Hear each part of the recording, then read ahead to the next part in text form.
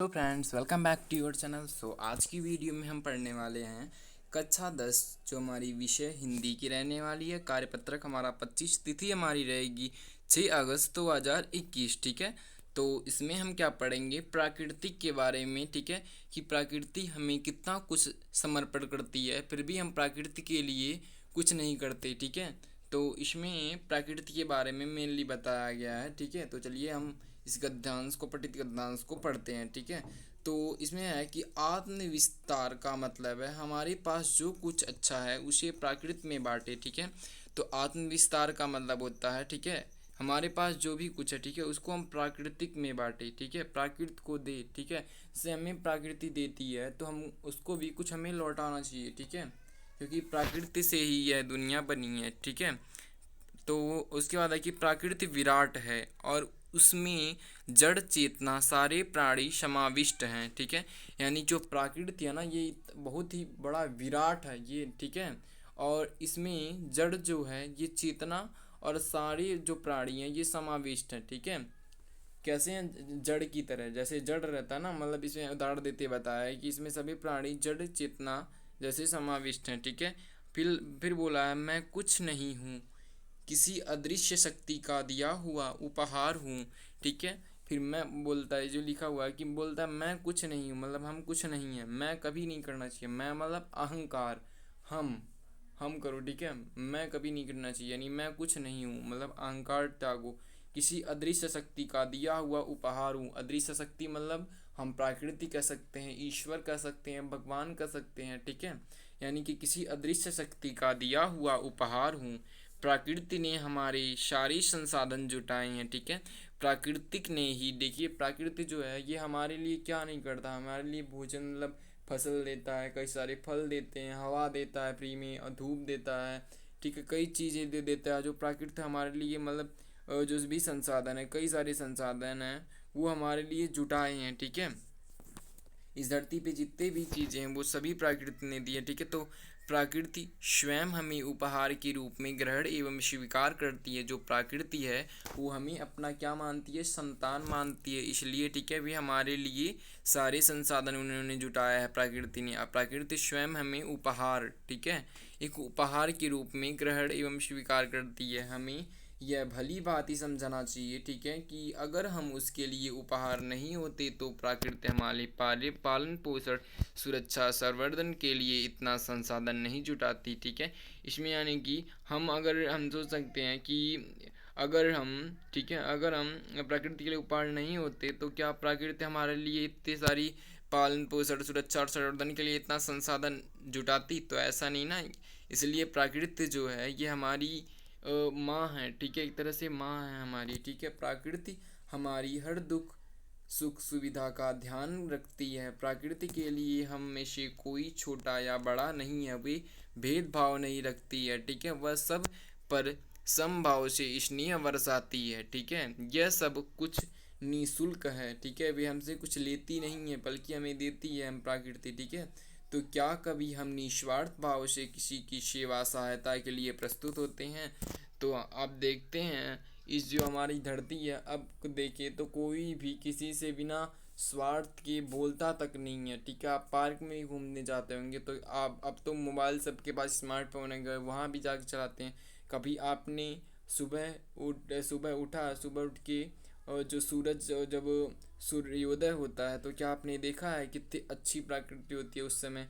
और आप देख सकते हैं शाम को जब सूर्यास्त होता है तो लाल लाल एकदम अच्छी सी एकदम वो होती है। ठीक है, तो ये सब क्या, ये सब प्रकृति का ही देन है। ठीक है, यानी इतनी अच्छी अच्छी अच्छी चीज़ें हैं, लेकिन हम प्रकृति को कभी भी प्रकृति के लिए समय नहीं निकालते।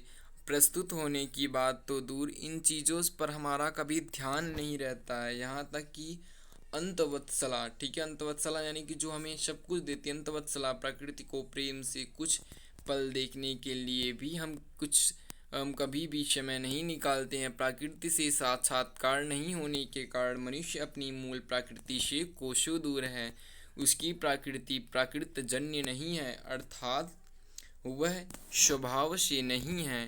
ठीक है, हमें भी प्रकृति को उपहार के रूप में स्वीकार करना चाहिए। ठीक है, तो ये हमारा गद्यांश यहीं समाप्त होता है, ठीक है। तो इसमें प्रकृति के बारे में बताया गया था कि प्रकृति हमें कितना मतलब कितनी सारी संसाधन देती हैं, बट प्रकृति के लिए हम थोड़े से भी समय नहीं निकालते हैं, ठीक है। अब देखते हैं, हमें कुछ आसान से क्वेश्चन दिए गए हैं। तो पहला क्वेश्चन है कि प्रकृति हमारे पालन पोषण सुरक्षा और संवर्धन के लिए साधन क्यों जुटाती है। तो पहला ऑप्शन है क्योंकि यह उसका कार्य है। ख क्योंकि प्रकृति स्वयं हमें उपहार के रूप में ग्रहण और स्वीकार करती है। ग क्योंकि ऐसा करना उसकी मजबूरी है। ग इनमें से कुछ नहीं। तो आप यहाँ हमने ऊपर पढ़ा है प्रकृति हमारा पालन पोषण संवर्धन के लिए साधन क्यों जुटाती है। तो हमने ऊपर पढ़ा है क्योंकि प्रकृति जो है ये स्वयं में हमें उपहार के रूप में ग्रहण और स्वीकार करती है, ठीक है। तो हमारा ख ऑप्शन करेक्ट हो जाएगा, ठीक है। उसके बाद हमारा दूसरा क्वेश्चन है कि प्रकृति में दो प्रकार के प्राणी कौन कौन से हैं, ठीक है। तो पहला है जीवन और मृत, दूसरा सुखी और दुखी, और तीसरा हमारा आस्तिक नास्तिक, और हमारा घ है जड़ एवं चेतना, ठीक है। तो हमने ऊपर पढ़ा ना प्रकृति में, ठीक है, दो प्रकार के प्राणी हैं। इसके अकॉर्डिंग, इस गद्यांश के अकॉर्डिंग जड़ और चेतना हमारा हो जाएगा, ठीक है। अब उसके बाद हम देखते हैं तीसरा, प्रकृति से हमें क्या सीखना चाहिए। निस्वार्थ सेवा हेतु तत्पर रहना, क्या हमारा है। ख हमारा है सदा अपनी सुख सुविधाओं के बारे में सोचना, ये भी गलत है। हमारा ग है, ठीक है, किसी को कुछ भी ना देना। घ हमारा स्वार्थ पूर्ति में लगे रहना, ये सारे गलत। तो हमारे ख ये हमारा जो राइट आंसर हो जाएगा, निस्वार्थ सेवा हेतु तत्पर रहना, ठीक है। तो हमारा क आंसर करेक्ट हो जाएगा, ठीक है, क। उसके बाद हमारा चौथा क्वेश्चन है कि उपहार शब्द में कौन सा उपसर्ग। उपसर्ग क्या होता है, जो शब्द के पहले लगकर उसकी अर्थ में परिवर्तन करते हैं, ठीक है। तो उपहार शब्द में कौन सा उपसर्ग है, तो उपहार शब्द में उपसर्ग है, ठीक है। तो यहाँ हमारा ऑप्शन हो जाएगा ग।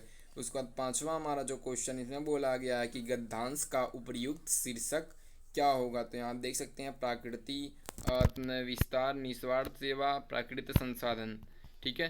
तो यहाँ कौन सा होगा, यहाँ किसके बारे में बताया गया, यहाँ प्रकृति के बारे में बताया गया। तो हमारा आंसर प्रकृति हो जाएगा। इसमें ही प्रकृति के बारे में आत्म विस्तार, निस्वार्थ, प्राकृतिक संसाधन, ये तीनों बताए गए हैं। तो इसका जो गद्यांश का उपयुक्त शीर्षक होगा ये होगा प्रकृति, ठीक है। अब चलिए हम छठा क्वेश्चन देखते हैं।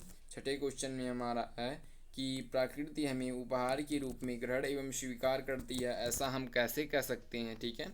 तो चलिए आप यहाँ देख सकते हैं, ये हमारा छठे का क्या हो जाएगा, ठीक है। तो हमारा छठा क्वेश्चन है कि प्रकृति हमें उपहार के रूप में ग्रहण एवं स्वीकार करती है, ऐसा हम कैसे कह सकते हैं, ठीक है। तो प्रकृति हमें उपहार के रूप में ग्रहण एवं स्वीकार करती है, इसलिए प्रकृति ने हमारे लिए क्या किया है, पालन पोषण तथा विकास के लिए इतने संसाधन जुटाए हैं। प्रकृति हमारी हर सुख सुविधा का ध्यान रखती है, ठीक है। तो इससे हम कह सकते हैं कि प्रकृति हमारे उपहार के रूप में हमें स्वीकार करती है, ठीक है। अब हम देखते हैं सेवंथ क्वेश्चन। सेवंथ क्वेश्चन है हमारा कि प्रकृति के प्रति हमारा भाव कैसा होना चाहिए एवं वह भाव हम कैसे प्रदर्शित कर सकते हैं, अपने मित्रों से चर्चा कर लिखिए।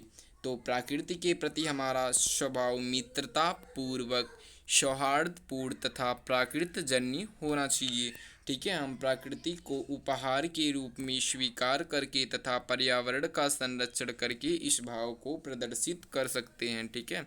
तो ये हम सेवंथ क्वेश्चन हमारा हो जाएगा। फिर हम एट्थ क्वेश्चन को देखते हैं। हमारा एट्थ क्वेश्चन है कि गतिविधि हमें एक दी गई है, इसमें हमें बोला गया है कि प्रकृति से साक्षात्कार के अभाव में हमारी प्रवृत्ति प्राकृतजन्य नहीं है, ठीक है। हमारी प्रकृति कैसी है, जो अपने स्वभाव में नहीं है। अपने शिक्षक मित्रों से चर्चा कर लिखिए। तो प्रकृति से साक्षात्कार के अभाव से हमारी प्रकृति जो प्रवृत्ति है ये प्राकृतजन्य नहीं है, बल्कि हमारी प्रवृत्ति स्वार्थी है, जिसमें हम पर्यावरण की उपेक्षा कर रहे हैं, ठीक है। तो आज की हमारी वर्कशीट यहीं समाप्त होती है। So thank you watching this video. Have a nice day.